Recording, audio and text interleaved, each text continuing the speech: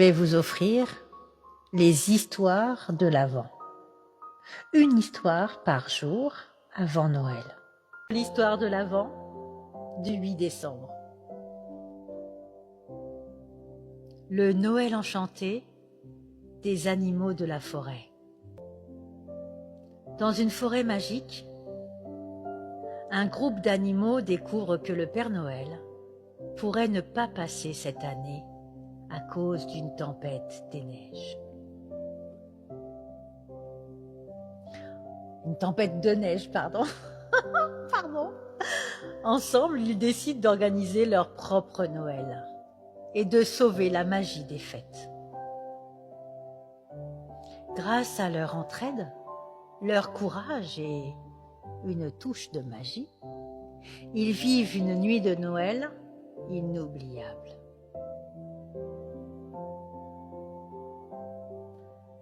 Une forêt sous la neige. C'était une veille de Noël glaciale, et la forêt scintillait sous une épaisse couche de neige. Tous les animaux s'étaient réfugiés dans leur abri pour se réchauffer. Bella, la renarde, curieuse comme toujours, sortit de son terrier pour observer le paysage. « C'est si calme. Peut-être trop calme, pensa-t-elle. Elle croisa Bibi, le lapin, qui sautillait difficilement dans la neige profonde. « Tu as remarqué? Aucun bruit de cloche, aucun signe du Père Noël cette année !» s'inquiéta-t-il. La mauvaise nouvelle. Bella et Bibi décidèrent de rendre visite à Oscar, le hibou, le plus sage de la forêt. Ils grimpèrent jusqu'à son arbre où il les attendait avec une tasse de thé fumante. « Ouh, ouh, ouh, ouh. Je le crains, mes amis. Ouh, ouh, ouh, ouh. » Outa et Oscar. Une terrible tempête de neige bloque le chemin du ciel. Ouh, ouh. Le Père Noël ne pourra pas passer cette année. Bibi frissonna. Pas de Noël, pas de cadeaux, pas de festin. Nous devrions faire quelque chose, déclara Bella avec détermination.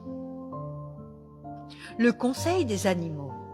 Bella, Bibi et Oscar convoquèrent une réunion d'urgence près du grand chêne. Tous les animaux de la forêt arrivèrent. Clara, l'écureuil, Max, l'ours et même les timides hérissons. « Si le Père Noël ne peut pas venir, nous devons célébrer Noël nous-mêmes, » annonça Bella. « Mais comment? Nous n'avons pas de traîneau, pas de cadeaux, ni même de sapin décoré, » objecta Clara. « Ouh, ensemble, nous pouvons tout faire. Nous avons déjà l'esprit de Noël. L'entraide, et la joie de partager. La mission des décorations. Clara, l'écureuil, mobilisa les oiseaux pour aller chercher des baies rouges et des glands scintillants. Les hérissons trouvèrent des pommes de pin et les décorèrent avec de la neige brillante. « Regardez, on dirait des vraies boules de Noël !» s'émerveilla Bibi. Max, l'ours, malgré sa grande taille maladroite, aida à installer une étoile faite de brindilles en haut du grand sapin. « Ce n'est peut-être pas aussi parfait qu'un sapin humain, mais c'est notre sapin, » dit-il fièrement. Les préparatifs du festin. Pendant ce temps, Bella et les lapins creusèrent un chemin jusqu'au champ de carottes gelées. Les écureuils partagèrent leurs noisettes précieuses. Et Max trouva du miel qu'il gardait en réserve.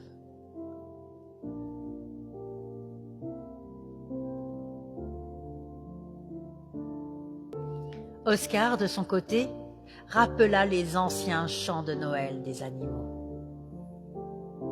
Les oiseaux répétèrent joyeusement les mélodies, prêts à chanter pour tout le monde. Une surprise dans le ciel. Alors que tout était prêt, les animaux se rassemblèrent autour du sapin. Les chants commencèrent, réchauffant les cœurs dans la nuit glaciale. Mais soudain, un éclat lumineux traversa le ciel. « C'est une étoile filante !» déclara Clara. « Non, non. Ce n'était pas ça du tout. C'était bien plus que cela. Une silhouette familière apparut dans le ciel. Le traîneau du Père Noël, tiré par ses rênes magiques. En effet, Zéro. La magie de Noël retrouvée. Le Père Noël descendit lentement, avec son grand manteau rouge couvert de flocons. Oh oh oh! Mes chers amis, grâce à vos efforts, la magie de Noël a illuminé la forêt et m'a guidé jusqu'ici malgré la tempête. Les animaux sautèrent de joie. « Nous avons essayé de sauver Noël, » dit timidement Bella. « Et vous avez réussi! Oh oh oh oh oh !» répondit le Père Noël avec un sourire chaleureux. Il sortit un grand sac et distribua à chacun un petit cadeau. Juste fait sur mesure pour eux. Une clochette dorée pour Bella, une écharpe chaude pour Bibi et un livre d'histoire pour Oscar. Une nuit inoubliable.